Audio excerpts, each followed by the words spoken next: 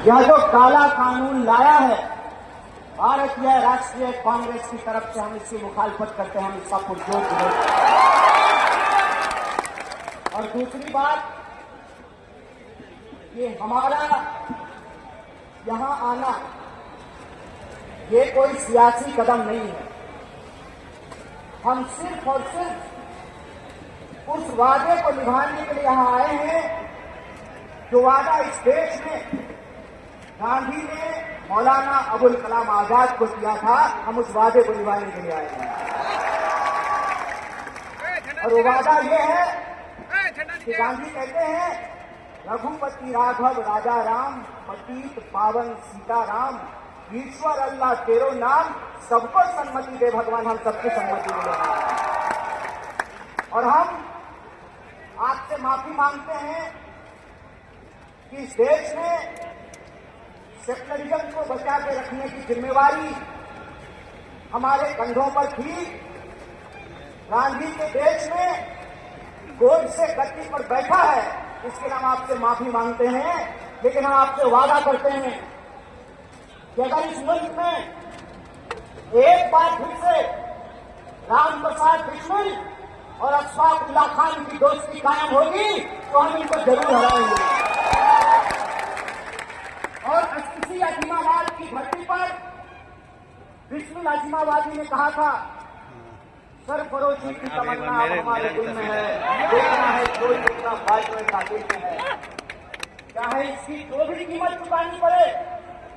बोले कांग्रेस पार्टी की तरफ से मोहब्बत का ये पैगाम है कि सियासत में जितनी भी शिकस्त मिले मंजूर है, लेकिन सत्य के साथ समझौता नहीं करेंगे, इस देश के संविधान के साथ समझौता नहीं करेंगे।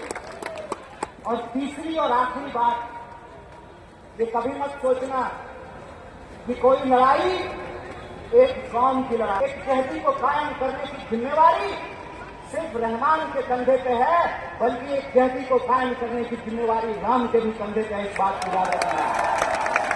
इसलिए वक्त के खिलाफ यह जो साजिश रची गई है, उस संबंध में आप एक बात जान लीजिए, आज तुम्हारी बारी है, कल बारी हमारी है। शाबाश मोदी जी, अब तो हम डल लेक के सामने जमीन खरीदेंगे।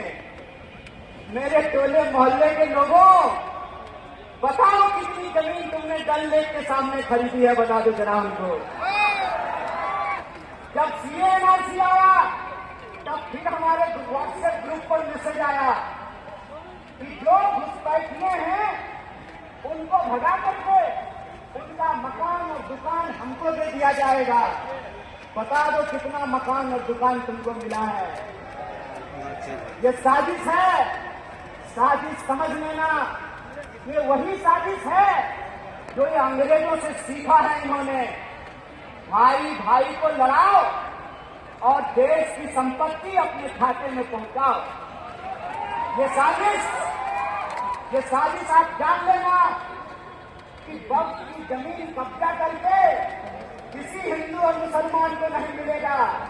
गुजरात से आए हैं, बात बता दीजिए, जब देश के आदिवासी अपने जल जंगल जमीन के लिए लड़ रहे हैं, तब देश की महामहिम आदिवासी है।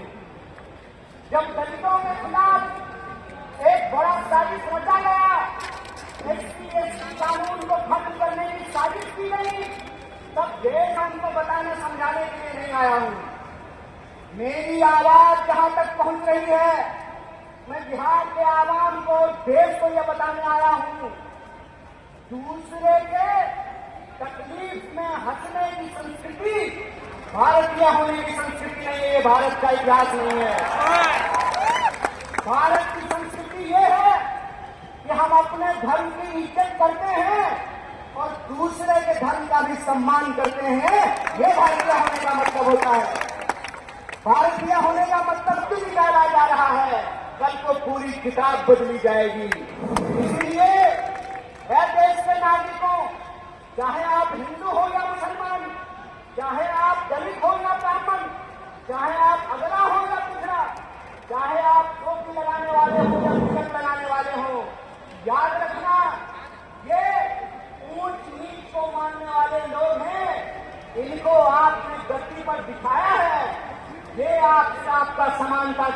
अधिकार छीनेंगे, आदिवासियों से जल मंडल जमीन का अधिकार छीनेंगे, पिछड़ों से भागीदारी का अधिकार छीनेंगे और मुसलमानों को इस देश में नागरिक होने का अधिकार छीनेंगे।